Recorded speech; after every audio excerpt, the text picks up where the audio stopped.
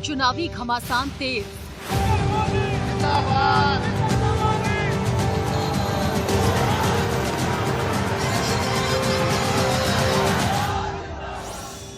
एक दूसरे पर वार पलटवार।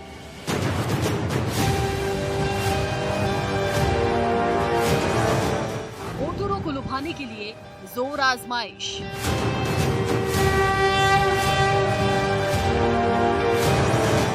पीएम मोदी और राहुल गांधी भी कूदे।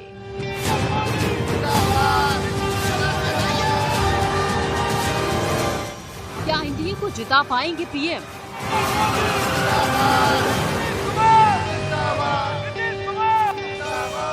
महागठबंधन को कितना आगे ले जाएंगे राहुल?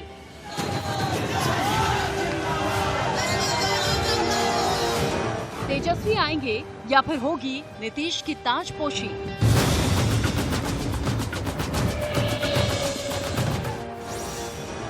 चिराग और ओवैसी किसका बिगाड़ेंगे खेल?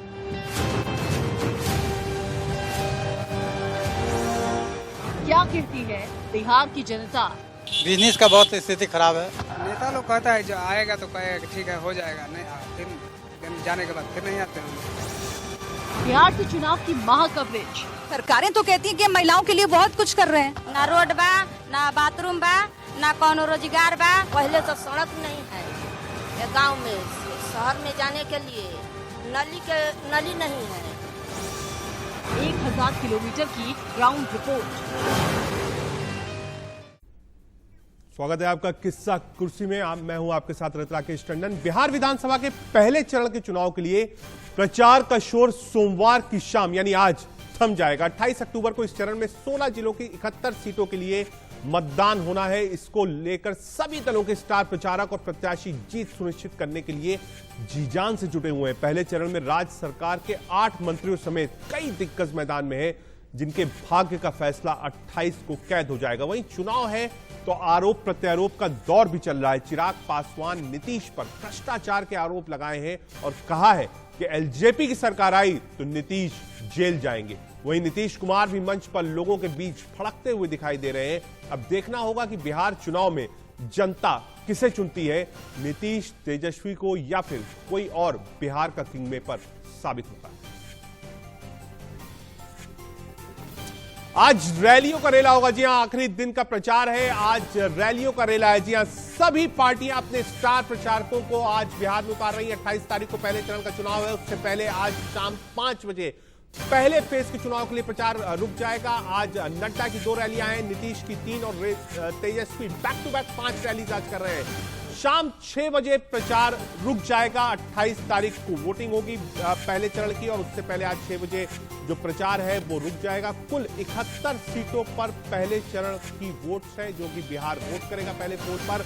कोविड यानी पैंडेमिक के दौरान ये पहला ऐसा राज्य है जहां पर चुनाव हो रहा है। देश भर में कई और बाई इलेक्शन से वो भी सामने हो रहे हैं, लेकिन देश की नजर, राजनीतिज्ञों की नजर बिहार पर है। नॉर्थ इंडिया का सेकंड सबसे बड़ा स्टेट है, पॉलिटिकल एक्टिव स्टेट माना जाता है। इसलिए लोग समझना चाहते हैं कि आखिर देश की नब्ज क्या है। बिहार में जो रिजल्ट आएगा उसका एक आप कह सकते हैं सीधा सीधा असर देश की राजनीति पर भी होता है, क्योंकि एक पल्स होती है नॉर्थ इंडिया में।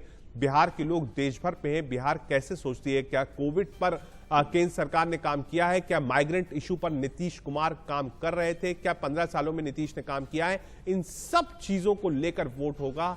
क्या तेजस्वी नए नेता हैं बिहार के?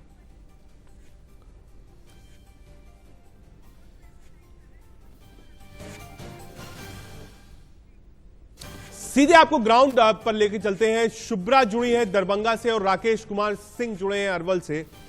अब राकेश जी, पहले आप ही के पास आता हूं, क्या रिपोर्ट है? आज लास्ट डे है, 28 को जिन 71 सीटों पर चुनाव है पहले फेज का, आज शाम 6 बजे प्रचार रुक जाएगा। ग्राउंड क्या कह रहा है? रजत, मैं अभी हूं अरवल जैसा कि आप नाम जानते हैं। अरवल नक्सलवाद के लिए अब से कुछ वर्ष पहले जाना जाता था, लेकिन स्थितियां अभी थोड़ी बदली हैं। ये यहाँ के ग्राउंड स्थिति क्या है, क्योंकि यहाँ पर जो मुकाबला है वो महागठबंधन बनाम जो एनडीए है, एनडीए की ओर से बीजेपी के उम्मीदवार हैं, वहीं महागठबंधन ने इस सीट को सीपीआईएमएल को दिया है। हमारे साथ कुछ लोग हैं, आप बताइए यहाँ पर मुद्दा क्या है? यहाँ तो बहुत सारी मुद्दा है सर। मुद्दा है, सबसे बड़ा मुद्दा है कि यहाँ शिक्षा में पिछड़ा हुआ है मेरा जिला, स्वास्थ्य में पिछड़ा हुआ है मेरा जिला, और यहाँ यह हो जाता है कि जतियोता हो जाता है कि जातीयता हो जाता है। आप बताइए क्या है यहाँ पर? जी सर, यहाँ पर सबसे पहले जतियोता है और यहाँ पे सबसे पहले सदर अस्पताल में कोई चीज का व्यवस्था नहीं है। कोई व्यवस्था नहीं है। आप बताइए, आप बहुत परेशान दिख रहे थे। आज अरवल जिला बने हुए 20 साल हो गए हैं और यहाँ ना अभी तक रेल आई है, न केंद्रीय विद्यालय है, न शिक्षा के स्तर पर यहाँ सुधार हुआ है। 20 साल में अरवल सबसे पीछे है। यहाँ महिलाओं के लिए न लैट्रिन की व्यवस्था है, न पेशाब खाना की व्यवस्था है। रजत, ये जो मैं जिस चौराहे पर खड़ा हूँ, ये आप सीधे सड़क देखिएगा, ये सड़क जाता है पटना की ओर। यहाँ से राजधानी पटना ज्यादा दूर नहीं है, और जहाँ मैं खड़ा हूँ ये जहानाबाद की तरफ ये रास्ता निकलती है। ये बताइए कि यहाँ पर आपको क्या काम हुआ है? नहीं, यहाँ पे तो कुछ काम नहीं हुआ है। यहाँ लगभग 20 साल अरवल का जिला स्थापित हुआ है, लेकिन यहाँ पे विकास नाम का कोई चीज नहीं। देखिए यहाँ पर रजत, ये देख सकते हैं कि आप प्रत्याशी हैं, क्या यहाँ पर कुछ लोग जो हैं सड़क नहीं है, बुनियादी चीज नहीं है? ये ऐसा है कि ये तो जो कह रहे हैं उनके आंख में टीन का चश्मा लगा हुआ है। क्योंकि हमारे माननीय मुख्यमंत्री जी 2005 में जब से हमारी सरकार आई उसके बाद से तो विकास ही दिख रहा है। 2005 के पहले यहाँ शाम में लोग अंधेरा हो जाता था, लालटेन युग था। आज 24 घंटा बिजली रह रही है। हम लोग 1 से डेढ़ घंटे में पटना पहुंच रहे हैं। तो ये विकास नहीं तो और क्या है? देखिए रजत, ये बीजेपी के प्रत्याशी हैं और अभी प्रचार करते मिल गए। हम लोगों से राय जान रहे थे लोगों का। राकेश जी, एक सवाल मेरा भी है। पटना से राकेश जी एक सवाल मेरा भी है। बीजेपी के कैंडिडेट आपके साथ है, वो प्रचार कर रहे हैं। एक छोटा सा सवाल मेरा भी है। जो रैलीज हम देख रहे हैं उसमें लगातार नीतीश कुमार और प्रधानमंत्री मोदी साथ में हैं, तो कौन किसके कंधे पर बैठा है? नीतीश कुमार मोदी के नाम पर वोट मांग रहे हैं, या मोदी को लगता है कि नीतीश कुमार बिहार के बड़े चेहरा हैं, इनको साथ में रखा जाए? क्योंकि साथ में ही दोनों दिख रहे हैं। अलायंस बार बार कह रहा है कि अगर नीतीश कुमार इतने कॉन्फिडेंट थे तो प्रधानमंत्री की हर रैली में बगल में बैठने की जरूरत क्यों है? अच्छा, एक चीज ये बताइए, जानना चाहते हैं, हमारे स्टूडियो सवाल है कि अगर नरेंद्र मोदी की रैली में हर एक जगह मुख्यमंत्री हैं, अगर क्या लगता है कि मुख्यमंत्री को नरेंद्र मोदी की जरूरत है? देखिए, ये तो हम लोग की, आपको मालूम होगा कि ये डबल इंजन सरकार है, तो डबल इंजन में तो डबल इंजन की जरूरत रहती है ना। इस बार ज्यादा जरूरत है लग रहा है। ऐसा हमेशा जरूरत रहा है। अरे केंद्र में हमारे माननीय प्रधानमंत्री जी काम कर रहे हैं, जो पूरा वर्ल्ड जान रहा है, पूरा विश्व इससे परिचित है, और हमारे बिहार में हमारे माननीय मुख्यमंत्री नीतीश कुमार जी काम कर रहे हैं। ये जग जाहिर है। ये आज हम लोग फख्र से कहते हैं कि हम बिहारी हैं। 2005 से पहले हम भी महाराष्ट्र में थे। लोग कहता था कि यही बिहारी हो, गाली देता था बिहारी। आप बताइए, जो नेताजी कह रहे हैं क्या? नेताजी सही बात कह रहे हैं। हमको बिहारी होने का गर्व है, और नीतीश कुमार ने बिहार के विकास के साथ बिहार की अस्मिता को भी बचाने। आप बताइए, क्या बिहार की अस्मिता बची है? एकदम बची है। जब से नीतीश कुमार जी बिहार के सत्तासीन हुए हैं तब से बिहारी कहलाना अपमान नहीं, बिहारी कहलाना सम्मान का भी। क्षेत्र का विकास हुआ है, नक्सलवाद के लिए जाना जाता था। एकदम हुआ है। आप छोटा सा उदाहरण हम देते हैं। सोन में पुल इतना बड़ा सोन में पुल बना है जो मगध और शाहबाद के दोनों को जोड़ने का काम करता है। आप जाकर देख सकते हैं, 2 किलोमीटर की दूरी पर, 1 किलोमीटर की दूरी पर है। तो निश्चित रूप से विकास हुआ है। अरवल में 4 बजे के बाद, अरवल हो, करपी हो, कुर्था हो, दुकानें बंद हो जाती थी, लेकिन डर से, भय से। लेकिन आज पूरी तरह अरवल जिला भय मुक्त है। अरवल रजत, आप यहाँ पर समझ सकते हैं कि जो लोगों का ये कहना है कि यही एक अहम मुद्दा है, क्योंकि महागठबंधन से, क्योंकि ये आरजेडी का सीट था, और आरजेडी ने सीपीआईएमएल को कोटे में दिया, और बीजेपी के नेता जो हैं, नेताजी, ये लगातार आपके द्वारा कहा जा रहा है कि फिर नक्सलवाद लौट जाएगा। ये आप डर दिखाने की कोशिश कर रहे हैं? ये डर नहीं दिखा रहे हैं, ये हकीकत बयान कर रहे हैं। ये जो है, हम ये सारे लोग जो कम उम्र के बच्चे हैं उनको एहसास करा रहे हैं। हम लोग तो उस एहसास को देखे हैं। 2005 से पहले जब हमारे माननीय नीतीश कुमार जी जब मुख्यमंत्री जब नहीं थे, जब लालू प्रसाद यादव और राबड़ी देवी मुख्यमंत्री हुआ करती थी, यहाँ सड़क सन्नाटा हो जाता था। आए दिन कान में सुनने को मिलता था कहीं नरसंहार हो गया। आप बताइए, सत्य है? बिल्कुल सत्य है, बिल्कुल सत्य है, बिल्कुल सत्य। अरवल में नाली का बहुत कष्ट है और रेलवे बहुत जरूरी है। 2 आइटम बहुत जरूरी है। पहले कौन, यहाँ से कौन विधायक? यहाँ रविंदर कुशवाहा झांकी नहीं मारे हैं आरजेडी का। तो ठीक है, ये आप भी नहीं किए। आरजेडी के जो विधायक थे वो तो कभी आए भी नहीं, यहाँ पे कुछ देखे भी नहीं क्या हो रहा है।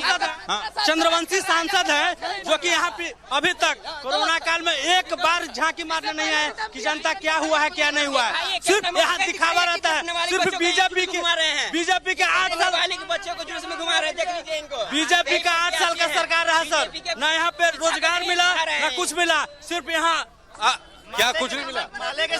माले के समर्थक ये बताएं कि जिनके साथ ये बता रहे हैं कि हम सत्ता में आएंगे, इनके विधायक 5 साल में 5 काम किए हैं, वो 5 काम में जोड़ के दिखाएं। हमारा कोई विधायक नहीं है, मेरा कोई विधायक नहीं है। 15 साल लालू यादव को देख लिए, 15 साल नीतीश कुमार को देख लिए। हम लोग सरकार को बदलना है, हम लोग पप्पू यादव को लाना है, समझ गए? यंग जनरेशन लाना है भाई। अभिषेक रंजन को जिताना है यहाँ से। अरवल से जाप प्रत्याशी।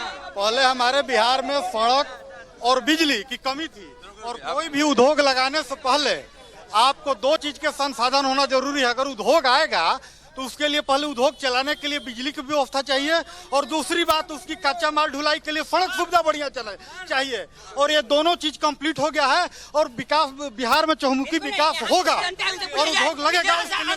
पानी आता है तो बिजली कितने घंटे कटती है? ऐसा अंदर पानी आता है, बिजली यहाँ 24 घंटे कट जाएगा। बिजली यहाँ थोड़ा सा पानी है, थोड़ा सा अंदर बिजली। देखिए रजत, राकेश जी, जो माहौल आप देख सकते हैं, यहाँ पर जो जनता है, आप ये देखिए, ये सड़क जो कि पटना। राकेश जी, मैं आपको 1 मिनट के लिए रोकूंगा। एक इलेक्ट्रीफाइंग आप कह सकते हैं भीड़ है आपके पास, लोग अपनी बात रख रहे हैं, और यही शायद लोकतंत्र की सबसे अच्छी बात है कि चुनाव हो या चुनाव ना हो, पार्टियां आएंगी, सरकारें बनेगी, लेकिन जनता को जो तकलीफ है, जनता की जो राय है, वो खुल के देश में बोल पाती। सीधे आपको दरभंगा लेके चलते हैं। शुभ्रा मेरे साथ दरभंगा से जुड़ गई है। शुभ्रा, क्या माहौल है दरभंगा में? पीछे में आप देख सकता हूं कुछ लड्डू दिखाई पड़ रहे हैं, कुछ सिग्निफिकेंस है? दरभंगा के लड्डू बड़े फेमस है, दरभंगा बड़ा घराना होता था।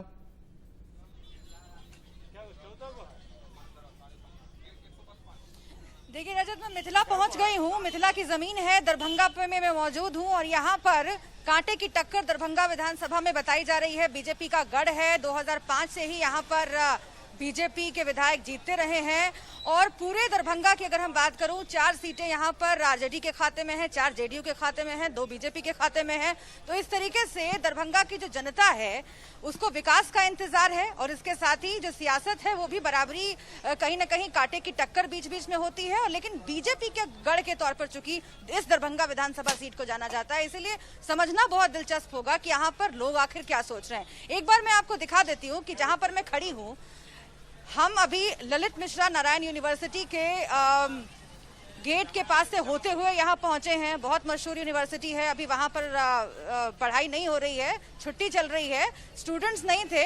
लेकिन उस यूनिवर्सिटी के बारे में भी आगे मैं आपको दरभंगा में चूंकि मैं मौजूद हूँ इसलिए बताती रहूंगी, और वहाँ का हाल भी आपको दिखाती रहूंगी। मेरे ठीक पीछे श्यामा मंदिर है, जरा देखिए आप, ये श्यामा मंदिर है, और यहाँ पर दूर दराज से लोग आते हैं पूजा करने के लिए। माँ काली को माँ श्यामा के नाम से यहाँ पर जाना जाता है, बहुत मशहूर मंदिर है। और आप चूंकि लड्डू का जिक्र कर रहे थे, मैं जरा पूछ लेती हूँ, यहाँ पर बड़े देर से भैया लड्डू बना रहे हैं।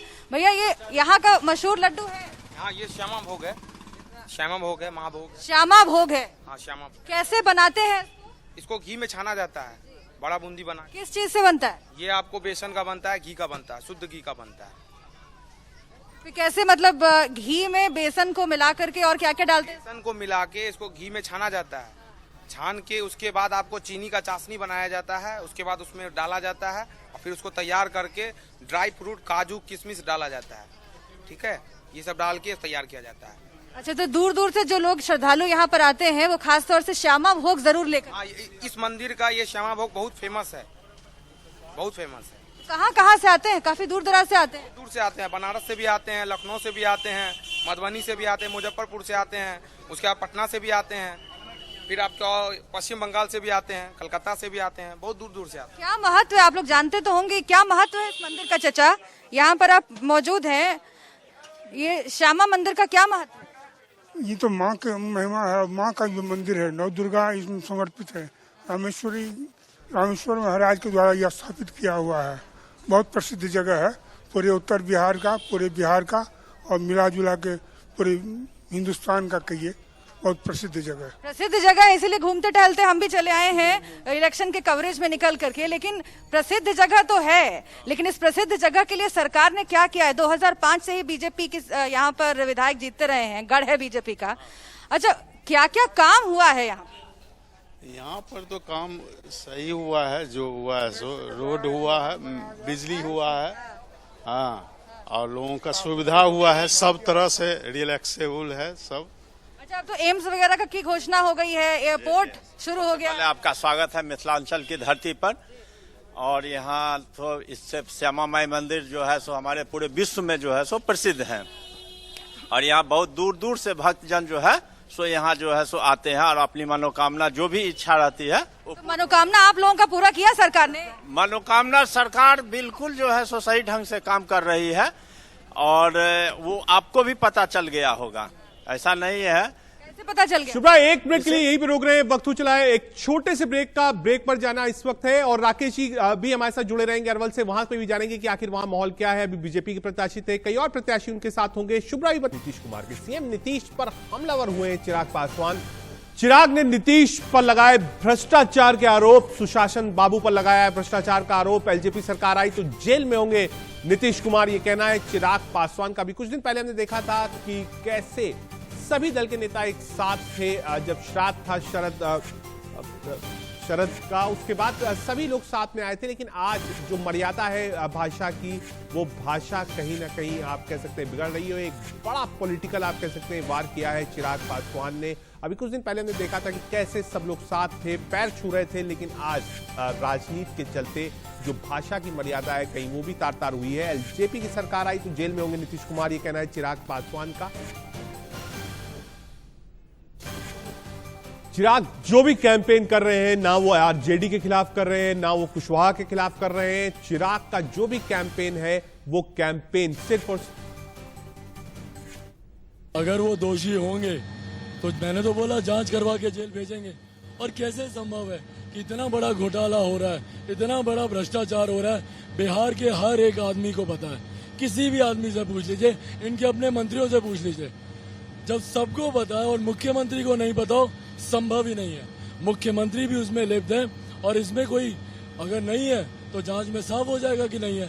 पर मेरा मानना है और लोगों का मानना है, बिहार के लोगों का मानना है कि ये लिप्त हैं, भ्रष्टाचारी हैं मुख्यमंत्री, और कोई भी भ्रष्टाचारी को बाहर रहने का अधिकार नहीं है, उनकी जगह जेल में ही है। अगली सरकार में हमारी ये सारी बातों की जांच करवाई जाएगी कि शराबबंदी में स्मगलिंग जो हो रही है उसका पैसा कहाँ जा रहा है, सात निश्चय में जो भ्रष्टाचार हुआ उसका पैसा किसकी जेब में जा रहा है, केंद्र सरकार की योजना, केंद्र सरकार प्रधानमंत्री जी जो इतना पैसा बिहार में भेजते हैं वो पैसा किसकी जेब में जा रहा है, सबकी जांच होगी और दोषियों को जेल भेजा जाएगा। चिराग पासवान को आपने सुनना, सीधा हमलावर हुए हैं वो नीतीश कुमार के ऊपर और साफ कह रहे हैं कि शराबबंदी के बाद भी जो शराब बिक रही है अवैध रूप से, उसका पैसा कहां जा रहा है। अगर नीतीश कुमार दोषी नहीं है तो जांच होना दीजिए, जांच के बाद पता चल जाएगा कौन सही है कौन गलत है। बिहार चुनाव को लेकर सांसद रवि किशन का बड़ा बयान आया है। बिहार में चिराग कर रहे ओछी राजनीति। रवि किशन ने बोला है नीतीश सरकार की क्या गलती जो उन्होंने युवाओं को शराब मुक्त कराया। शराब मुक्ति को लेकर रवि किशन अब सपोर्ट में आ गए हैं नीतीश कुमार के। ये इसको कहते हैं ओछी राजनीति। जीतने के लिए, हेडलाइन के लिए कुछ भी बोल देना, ये कोई बात हुई? किस बारे में, किस लिए जेल जाएंगे? क्या किया? एक दाग नहीं है उनके ऊपर, 15 साल में एक कलंक नहीं, कुछ नहीं बनाया उन्होंने अपने लिए, इसलिए जेल जाएंगे। ईमानदारी की नेतागिरी करें, ईमानदारी के मुख्यमंत्री रहें तो जेल जाएंगे। ये कौन सी भाषा हुई? खाली हेडलाइन लेना है, जेल कहाँ जाएंगे? क्या किया जो जेल जाएंगे? भाई शराब बंद की इसलिए जेल जाएंगे, युवाओं को बचाया इसलिए जेल जाएंगे। बीजेपी और नीतीश कुमार साथ में चुनाव लड़ रहे हैं। रवि किशन बीजेपी के सांसद हैं, स्टार प्रचारक हैं और वो सपोर्ट कर रहे हैं नीतीश कुमार को और कह रहे हैं कि अगर नीतीश कुमार ने युवाओं के लिए काम किया है तो चिराग क्यों परेशान है। सीधे आपको ग्राउंड पर लेकर चलते हैं, सीधे बिहार ले चलते हैं। दो संवाददाता हमसे लाइव जुड़ गए हैं, शुभ्रा दरभंगा से और अरवल से राकेश कुमार सिंह। शुभ्रा, आपसे बातचीत हो रही थी, आप मंदिर के बाहर थी, आपने यूनिवर्सिटी के भी विजुअल्स दिखाए, लड्डू वाले ने बताया कैसे लड्डू छन रहा है, लेकिन ग्राउंड पर माहौल क्या है? क्या जो ये रोजगार वाला इशू है जो पूरा समूचा विपक्ष उठा रहा है नीतीश के खिलाफ, क्या रोजगार और युवाओं वाला जो इशू है वो बिहार पे ग्राउंड पे काम कर रहा है?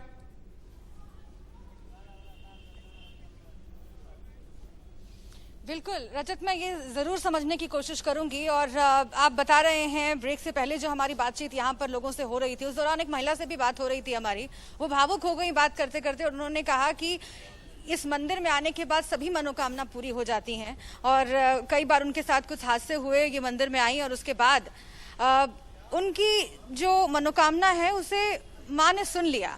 तो हिंदुस्तान अजब गजब संस्कृति का देश है और मंदिरों का जो इतिहास है वो लगातार हम पढ़ते देखते रहते हैं। इस मंदिर में आकर के भी मुझे बहुत दिलचस्प बातें पता चली हैं। ये मंदिर दरअसल एक चिता पर बनी हुई है। दरभंगा के महाराज हुए थे रामेश्वर सिंह, उनके चिता पर यह मंदिर बना हुआ है। और अमूमन ये कहा जाता है हिंदू धर्म में कि चिता पर शमशान घाट में कोई शुभ काम नहीं किया जाता, लेकिन ये मंदिर ही एकमात्र ऐसा है जहां पर हर तरह की शुभ विधि की जाती है। लोग यहाँ आते हैं मनोकामना लेकर अपनी अपनी, और उनकी मनोकामना पूर्ण होती है, ऐसी उनकी आस्था है। अब रहा आपका सवाल सियासत से जुड़ा हुआ, उससे बात करने के लिए हमारे साथ कुछ लोग यहाँ पर मौजूद हैं। उनसे ही हम पूछ लेते हैं कि दरभंगा का इतिहास, आप पार्टी के कार्यकर्ता लग रहे हैं, आप बीजेपी से हैं? जी हैं। अच्छा, तो काम हुआ है 2005 से यहाँ पर बीजेपी के विधायक जी जीत रहे हैं। दरभंगा का इतिहास बहुत समृद्ध है, यहाँ की धार्मिक आस्था जो है उससे हम रूबरू लगातार हो रहे हैं, मंदिर के प्रांगण में हम मौजूद हैं, लेकिन काम जितना होना चाहिए था उतना नहीं हुआ है। अब अभी बाहर बात हो रही थी, कह रहे थे बिजली नहीं आ रही है, कह रहे थे सड़क उतनी नहीं बनी है, तो क्या कहेंगे? आप तो सड़क से ही आई होंगी, तो सड़क अगर बना नहीं होगा तो पटना से 3 घंटे में, 8 घंटे में हम यहाँ से पटना पहुँचते थे, अभी 2.5 से 3 घंटे में पटना से दरभंगा पहुँच रहे हैं।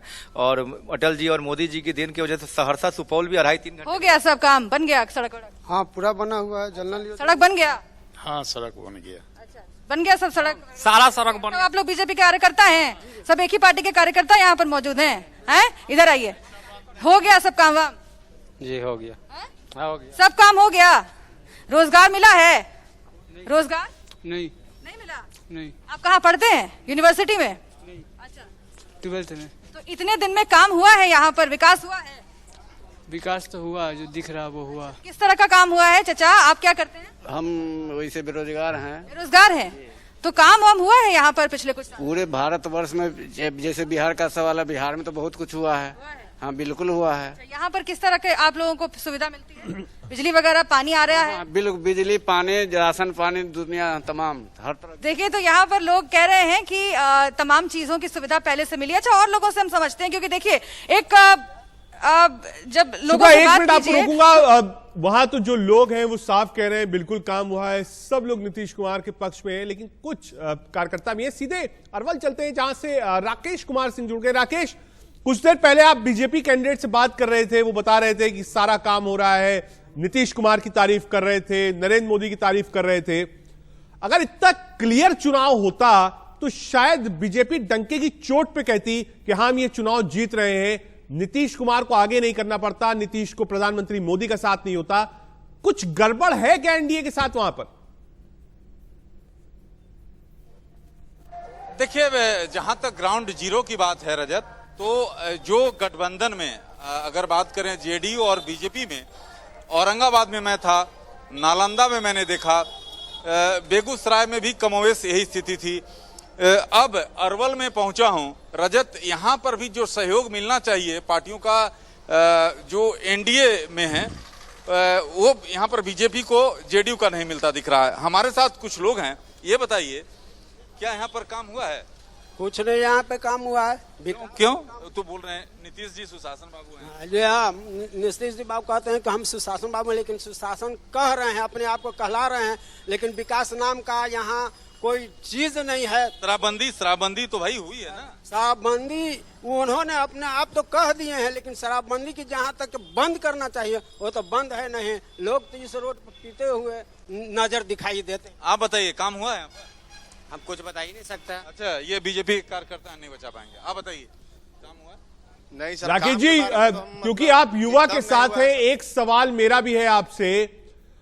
बार बार तेजस्वी यादव जो कैंपेन कर रहे हैं, तेजस्वी यादव ने जितना भी अपना कैंपेन रखा है वो विकास के मॉडल पर रखा है, सोशल इंजीनियरिंग के मॉडल पर नहीं कैंपेन कर रहे हैं। तो आज के दिन में क्या ये माना जाए कि बेरोजगारी, माइग्रेंट इशू, ये सब नीतीश कुमार को हॉन्ट कर रहा है बिहार के अंदर? देखिए, तेजस्वी यादव 10 लाख नौकरी की बात कर रहे हैं। क्या आपको लगता है कि ये ग्राउंड? देखिए सर, कहीं ना कहीं उम्मीद तो जगती है। हम लोग को उम्मीद है कि तेजस्वी यादव आएंगे तो रोजगार मिलेगा। क्या आपको क्या लगता है? अभी नया जनरेशन के हैं, तो अभी विश्वास पूर्ण रूप से करना भी उचित नहीं है हम लोग को। आने वाले समय में आप क्या चाहते हैं, एक्सपीरियंस या नया? हम चाहते हैं कि अभी मतलब उनको अभी राजनीति करनी चाहिए, नीतीश कुमार को और एक बार और मौका मिले। आप बताइए। मेरे हिसाब से नए क़यादत को देखना चाहिए, नए लोग आना चाहिए। जैसे कि बोलते हैं कि विकास हुआ अरवल में, आप इस रोड पे आए होंगे तो देखे होंगे रोड का क्या हाल है। तो पूरा पानी, अभी यहाँ पे बारिश हो जाती है तो आप लेडीज को लेकर बाइक क्रॉस नहीं कर सकते, लेडीज आपका पानी में गिर जाएगा। कहाँ आई थिंक एलजेपी के यहाँ पे कोई बने थे 40 साल पहले, उस 40 साल पहले का रोड है अभी तक, उसके बाद एक बार भी उसका रोड नहीं बना है। देखिए रजत, यहाँ पर जो मुद्दा है काफी अहम है। बेरोजगारी तो है ही, कई लोग चाहते हैं कि सुशासन बाबू को एक और मौका, लेकिन यहाँ पर जो लोग हैं उनकी राय आपने देखा, कहते हैं कि नए लोगों को मौका देना चाहिए। जहां तक बेरोजगारी का मसला है, जो कि तेजस्वी यादव लगातार उठा रहे हैं हर सभा में कि 10 लाख लोगों को, देखिए यही पर चुनाव जो है आप कह सकते हैं डिसाइडिंग फैक्टर होगा, क्योंकि कोई बैगेज लेकर अपने साथ तेजस्वी यादव नहीं चल रहे हैं। आप देखिए, वो पुरानी बातें नहीं कर रहे हैं। लालू प्रसाद यादव की कहीं आपको ज्यादा तस्वीरें नहीं दिखाई पड़ेंगी। वो एक नई चीज की बात कर रहे हैं, नई सोच की बात कर रहे हैं, डेवलपमेंट की बात कर रहे हैं, और शायद यही उनकी यूएसपी है जिसको लेकर तेजस्वी चुनाव में अभी भी बरकरार है, भीड़ आ रही है। सीधे शुभ्रा के पास चलते हैं। शुभ्रा, आप बहुत दिन से बिहार में हैं, ग्राउंड में जा रही हैं, मार्केट्स में हैं, मंदिर के पास जो लोग हैं उनसे बातचीत कर रही हैं, रूरल बिहार में आपने बहुत ट्रेवल किया है। वो कौन सा स्ट्राइकिंग पॉइंट आपको लगता है जो एक डिसाइडिंग फैक्टर होगा बिहार इलेक्शंस में इस बार?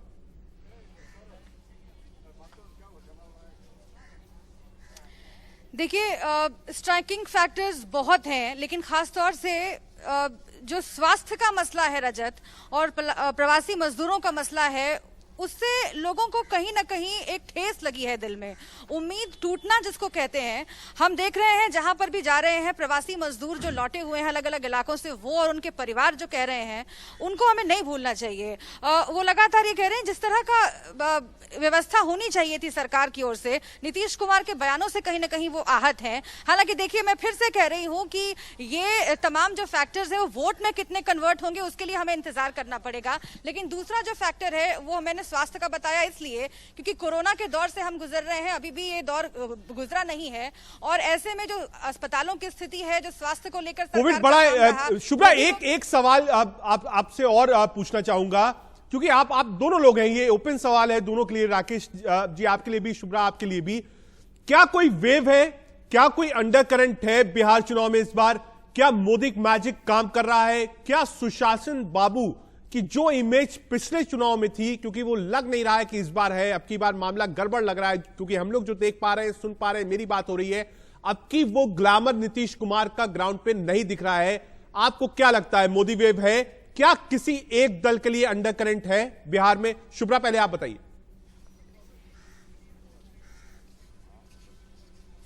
देखिए रजत, इस बात का सवाल इस सवाल का जवाब तलाशने की मैं लगातार कोशिश कर रही हूँ और एक बात साफ है कि सीधी टक्कर अगर एनडीए को किसी से है तो वो आरजेडी से ही है। वो आप अगर नीतीश कुमार के भाषणों को टटोले और उनका लहजा अगर देखें तो उससे भी मालूम चलता है, नरेंद्र मोदी प्रधानमंत्री वो भी तमाम रैलियां कर रहे हैं, उससे भी मालूम चलता है कि सीधी जो चुनौती है वो आरजेडी को है। तेजस्वी यादव को लेकर एक उम्मीद लोगों में दिख तो रही है, लेकिन वो फिर से एक बार वही सवाल है कि लोग कितना वोट में कन्वर्ट उसको कर पाएंगे। लेकिन हाँ, एक फैक्टर बहुत महत्वपूर्ण है बिहार में कि बीजेपी को टक्कर देने के लिए अगर किसी पार्टी का नाम आता है तो लोग आंख बंद करके आरजेडी का नाम बोलते हैं। बिल्कुल, शुभ्रा रोकूंगा। राकेश जी आपके पास आता हूं। राकेश जी, जो अंडर करंट है, आप इतनी कॉन्स्टिट्यूएंसीज में गए, नक्सल प्रभावित इलाके में भी है, क्या कोई अंडर करंट है? क्या मोदी मैजिक काम कर रहा है नीतीश के लिए? क्या नीतीश कुमार के खिलाफ माहौल है ग्राउंड पर, या हमको शायद दिल्ली में ही बैठ के लग रहा है कि नहीं मामला गड़बड़ है नीतीश कुमार का? नीतीश कुमार का गड़बड़ नहीं है, वो आराम से चुनाव जीत जाएंगे। देखिए रजत, जहां तक बात है तेजस्वी यादव की जो भी आप रैलियों को मैंने कवर किया है, लोग यहां पर काफी संख्या में आ रहे हैं। अब सबसे बड़ा सवाल यह उठता है कि क्या जो रैली में भीड़ उमड़ रही है वोटों में तब्दील होती है या नहीं। दूसरी बात, नीतीश कुमार को लेकर जो ग्रामीण इलाकों में बात करें, कई जगहों पर जो है नाराजगी है, इसको मानना पड़ेगा। जहां तक बात है कि बीजेपी और जेडीयू में और जो तालमेल जो है कई जगहों पर मैंने देखा कि उतनी नहीं है। तीसरी बात कि एलजेपी का चिराग पासवान एक फैक्टर है यहाँ पर, जो कि जो एनडीए को नुकसान पहुंचा रहे हैं। लेकिन क्या ये नुकसान इस गठबंधन को हराने में सफल होगा या नहीं? लेकिन अगर बात करें जेडीयू के बड़े नेता से, जब कल मेरी बातचीत हो रही थी रजत, तो उन्होंने साफ तौर पे कहा कि सभी चीज ठीक ठाक चल रहा है। पहले चरण की जहां तक बात है, सब निगाहें, हम लोग की सबकी निगाहें इस बात पर टिकी हुई हैं। जो नेता जो ग्राउंड पर नहीं काम कर रहे हैं, उनसे हमारे सारे नेता, चाहे बीजेपी की हों चाहे जेडीयू के, ये बड़ा फैक्टर राकेश जी आप बता रहे हैं कि एलजेपी की तरफ से चिराग पासवान लगातार सीधे हमलावर है नीतीश कुमार के ऊपर। अगर चिराग पासवान को ठीक ठाक वोट मिलते हैं, भले ही सीट में कन्वर्ट हो या ना हो, महागठबंधन और खास तौर से नीतीश कुमार को एक बड़ा नुकसान होगा। आप दोनों लोग ग्राउंड पर हैं, ग्राउंड से लगातार रिपोर्टिंग कर रहे हैं। अपना ध्यान रखिए, सोशल डिस्टेंसिंग रहिए, कोविड नॉर्म्स को फॉलो करिए और अपने आप को स्वस्थ रखिए। हम वापस भी आपके पास आएंगे, वापस जानेंगे बिहार में क्या बात। वही बिहार चुनाव को लेकर बीजेपी नेता मनोज तिवारी का क्या कहना है, ये आपको सुनाते हैं। हमारी सरकार का, नरेंद्र मोदी जी का, एनडीए का जीरो टॉलरेंस है, जीरो। इसलिए कहीं भी करप्शन हो, अगर हमें पता चलता है, उसका साक्ष्य मिलता है, तो हम तो ऑलरेडी ये जो एनडीए की सरकार है, जिसके नीतीश जी मुख्यमंत्री हैं, वो खुद ही करप्शन किसी करप्शन करने वाले को छोड़ते नहीं। तो ऐसे स्थिति में कोई भी बात हो तो साक्ष्य लाना चाहिए। सबसे पहले नरेंद्र मोदी जी एक्शन करेंगे। 30 साल में जो जो लोग लूटा है वो लोग भी जेल जाएंगे। एक आदमी जेल थोड़ी न जाएगा सर। चुनावी आप किसी एक व्यक्ति पर, सिर्फ आप एक व्यक्ति पर आरोप नहीं ना लगा सकते हैं। सब मिल करके न लूटा है। नीतीश कुमार जी उस सरकार के मुखिया हैं, निश्चित रूप से नीतीश कुमार जी उसके जिम्मेदार हैं। लेकिन मैं बहुत क्लियर हूं कि नीतीश कुमार से ज्यादा उसके मंत्रिमंडल ने पूरा लूटा है, वो सब जेल जाए। इंडिया न्यूज पर आरएलएसपी सुप्रीमो उपेंद्र कुशवाहा का बड़ा बयान आपको सुनाता हूं। बीजेपी आरजेडी में पर्दे के पीछे हुई है डील, यह कहना है कुशवाहा का। चुनाव के बाद एक हो जाएगी आरजेडी और बीजेपी, यह कहना है उपेंद्र कुशवाहा का। जो डील है इन लोगों के बीच में, पर्दा के पीछे भारतीय जनता पार्टी काम कर रही है और उसमें कहीं ना कहीं आरजेडी के साथ भी इनका डील है। आरजेडी के लोग और भारतीय जनता पार्टी दोनों मिलकर पोस्ट पोल में सरकार बनावे, तो इसमें भी कोई आश्चर्य की बात नहीं होगी। दोनों इसमें एक साथ दोनों का डील हो चुका है और यही कारण है कि आप देख रहे हैं लगातार तेजस्वी बोल रहे हैं कि 9 तारीख को लालू जी की जमानत हो जाएगी, 9 तारीख को हम जश्न मनाएंगे। भैया कोर्ट में मामला है, कैसे कोई इतना दावा के साथ कह सकता है कि 9 तारीख को जमानत हो ही जाएगी? इसका मतलब कहीं ना कहीं कुछ बात तो है। जो पर्दा के पीछे बात थी, अब धीरे धीरे पर्दा के आगे सामने बात आ रही है। तो उन लोगों के बीच में, सबके बीच में एक डील हो चुका है। कुशवाहा ने बड़ी बात कही। हमें इंतजार करना करेगा 10 तारीख तक का कि आखिर कुशवाहा जो कह रहे हैं वो कहां तक सच है।